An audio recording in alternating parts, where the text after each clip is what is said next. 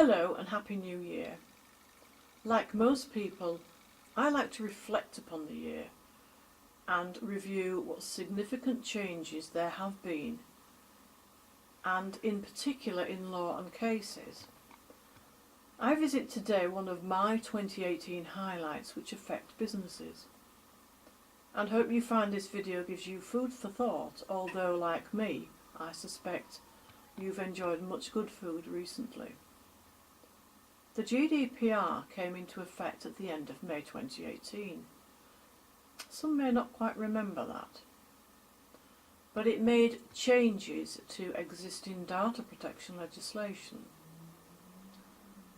The case I'm going to look at is the Morrison case, which fell within the 1998 Data Protection Act. However, it's very relevant to the new 2018 regulations. On 23rd October 2018, Morrison's Bradford-based chain lost its appeal in the UK's Court of Appeal. This was a class action brought by some 5,500 claimants.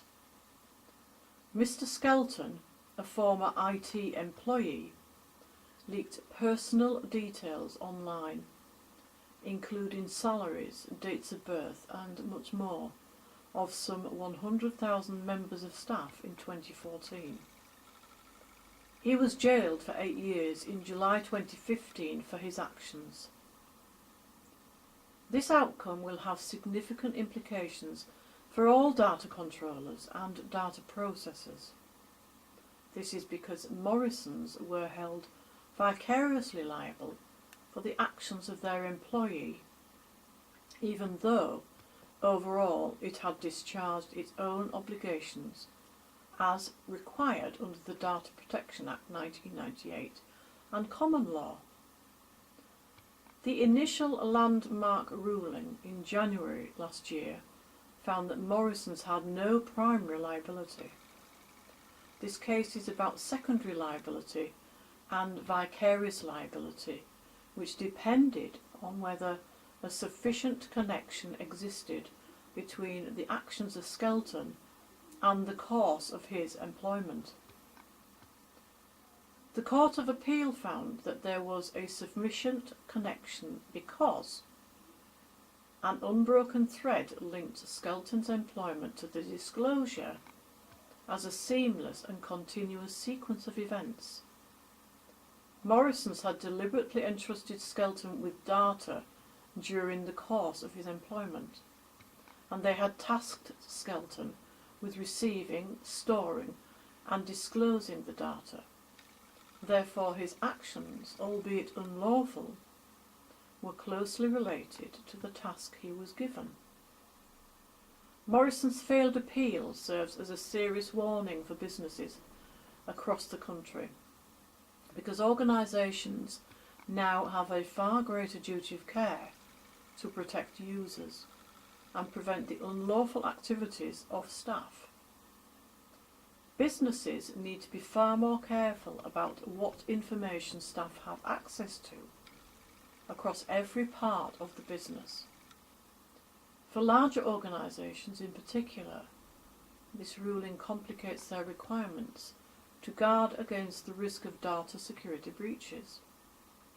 So although Morrisons were not directly liable for the data breach, they are now facing the bill for any compensation awarded to the claimants who suffered as a direct result of it.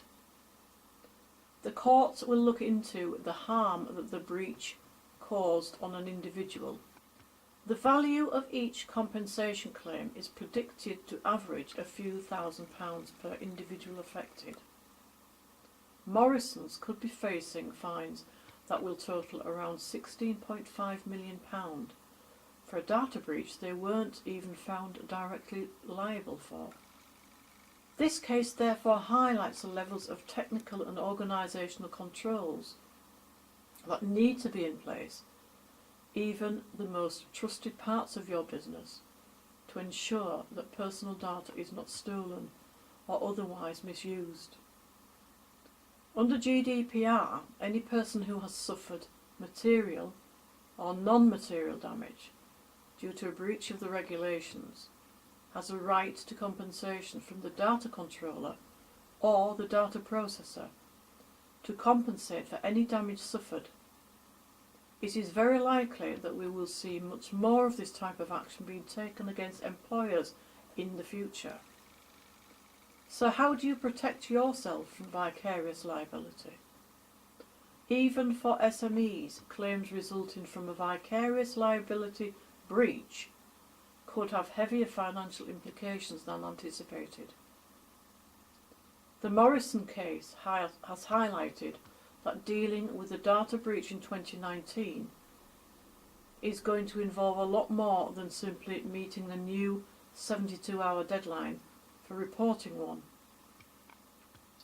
There are steps that should have been taken by businesses by now, and if not, they should certainly be taken as a lesson to learn from the Morrison case to reduce your secondary liability and also safeguarding your primary liability. If you are unsure that your business is fully compliant, then you must undertake an assessment rather than carry on indefinitely, hoping you're okay. Never say never to a situation arising in business that can affect you, your employees, and potentially close you down. I make no apology for such a stark message for a new year. There is never a better time to carry out a review of your practices and procedures, to look at the ongoing process throughout the new year. Thank you for watching, and please do not hesitate to contact me during the year if you or anyone you know requires specialist advice to resolve civil or employment issues.